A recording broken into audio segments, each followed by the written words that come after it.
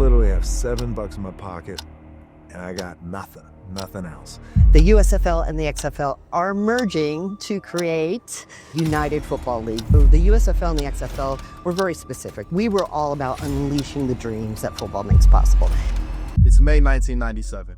A 25-year-old Dwayne Johnson and 28-year-old Dany Garcia are about to get married after meeting at the University of Miami. When they met, Dwayne, he was only a freshman, recovering from a football injury that nearly ended his entire career. And Dany, she was a senior, competing at the highest level on the varsity crew team and already displaying the discipline that would define her future success. Now, Dwayne, he had dreams of making it to the NFL, but after going undrafted and getting cut from the CFL, those dreams rapidly came to an end. I literally have $7 in my pocket, and I got nothing else. Now, with only $7 in his pocket, he decided to turn to professional wrestling. Somebody is getting their monkey kicked all over Dallas. Are you kidding me?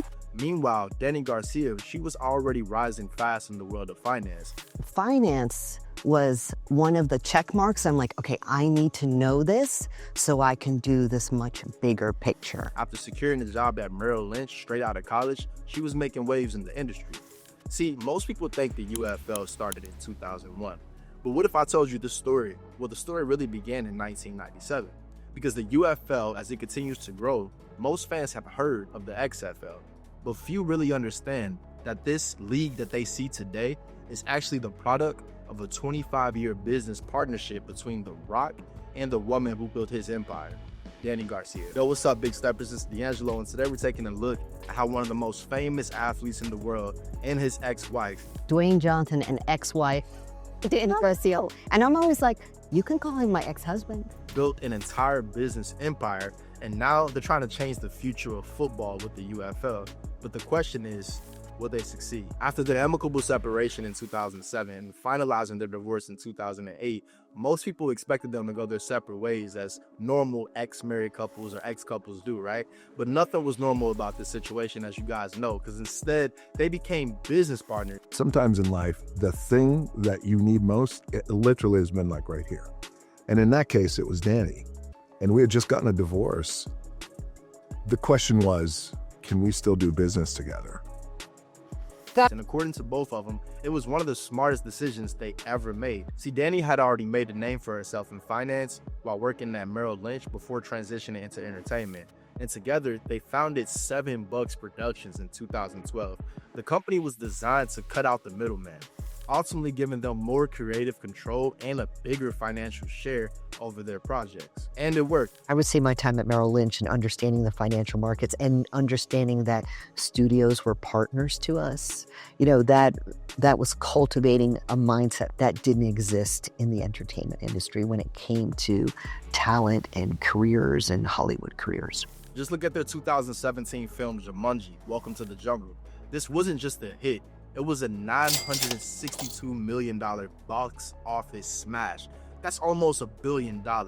Now, that's the power of branding, business strategy, and knowing your audience. But that's not all. Their Termana tequila brand, which launched in 2020, has already sold 600,000 9-liter cases in its first year and is valued at approximately $3.5 billion with a B.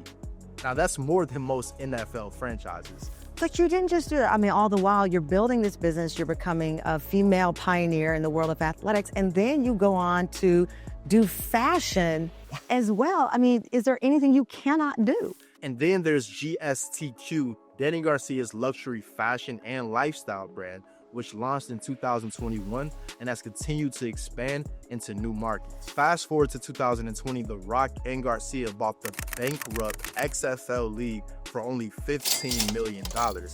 We were looking at the XFL property. Jerry and RedBird were also looking at the XFL property in bankruptcy. And we were both so excited about the prospects of what could be the art of possible with this brand in particular. And it was clear they weren't just trying to revive another football league. See, they were creating a business model for today's modern athletes. Just look at the breakdown of their revenue sources. It's the normal merchandise and sales with jerseys and team gear, but also player content with behind-the-scenes documentaries, YouTube channels, and social media branding. And lastly, the NIL-style deals are allowing partnerships that the players can monetize their name and their image and likeness. Now, most football leagues, they were only relying on ticket and TV rights, but the UFL, they're making a different route. They're treating players like brands and giving them tools to monetize themselves beyond the game. But there's only one problem. This model, it hasn't been tested in professional football. And history shows us that most spring leagues, well, they don't even last. Just look at the XFL in 2001. They shut down after just one season. In 2019, there was an AAF league that collapsed after just 8 weeks. And of course, in USFL 1983 league, they died trying to be too big and compete with the NFL. So what makes the UFL different? Why would we believe this time it'll work? The good thing is the Rock and Garcia know success won't come overnight. In 2023, the league took a net loss of $60 million. That's a number that would scare off most investors, but for them, it doesn't matter because this isn't just a short-term flip, it's a long-term play. And the proof is in Garcia's own words. She said in the interview, "We're not here to make a quick buck. We're here to build something that gives players real opportunities on and off the field. And that takes time." But now things have gotten even more interesting because they're not in this all alone anymore. In 2024, the XFL officially merged with the USFL, bringing in even more financial power. But why? The USFL and the XFL are merging to create United Football League. We'll force these two leagues who were supposed to be competitors to go ahead and team up instead. Well, the XFL under The Rock and Dany Garcia relaunched in 2020, only to get shut down by COVID-19 before it could even finish the season. Meanwhile, the USFL launched in 2022 with some strong TV ratings, but it struggled to fill the stadiums. With this, both leagues realized something important. Spring football might be popular on TV, but without major financial backing and a clear long-term plan, these leagues wouldn't survive on their own. A USFL XFL merger's potentially on the way. So instead of competing and failing, they merged combined teams, TV deals, and financial resources under one league, the UFL. That merger alone made the UFL the strongest spring league in history. But what really makes this league different from the failed leagues of the past is the investors behind it. Because when you look at who owns the UFL now, it's not just The Rock and Dany Garcia. What happens when we leverage these powerhouses of ownership? Because we're talking Fox, Disney, ESPN, myself, Dwayne Johnson, RedBird Capital. All of a sudden became very clear we could do so much more. It's big money players like Fox and RedBird Capital. Fox Sports is a $17 billion media powerhouse that already broadcasts the Super Bowl, the World Series, and top-tier college football. So the USFL and the XFL were very specific. We were all about unleashing the dreams that football makes possible. See, they know how to build a sports brand, and their investment in the UFL, well, that ensures it'll get primetime TV exposure. Then there's RedBird Capital, a private equity firm managing over $10 billion in assets. These guys don't invest in failing businesses. Yeah, look, I mean, that's exactly right. And in fact, I don't think I would have done this without Dany and Dwayne, because, you know, they bring a very unique set of talents and skills and experiences. They are intellectual property in and of themselves, and particularly in the crossing of live event entertainment, real intellectual property and content. That's how you have to approach this. And what their vision really was to create a live event entertainment company rooted in legitimate football.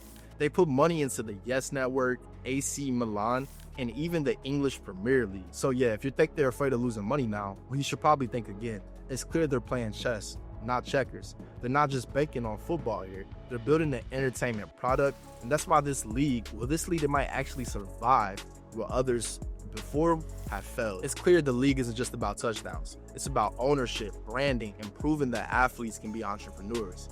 And if history has shown us anything, it's that Dany Garcia and The Rock, they don't just follow trends, they build them.